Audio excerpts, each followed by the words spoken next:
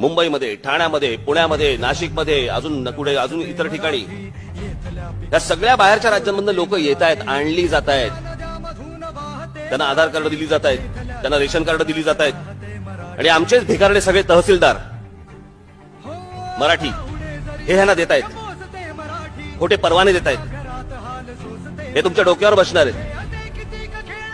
आम्ही काही नाही, मराठी माणूस आम्ही सगळे झोपलेलो.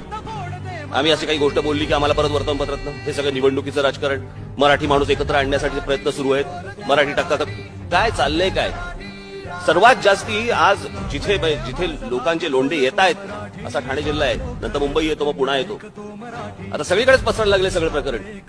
आणि हे तुमचं अस्तित्व नष्ट करण्यासाठी म्हणून होतंय. हे राज ठाकरे जे बोलते तुम्हाला आज नाही कळणार, आज नाही पटणार लोकांना, हे कालांतराने कळेल.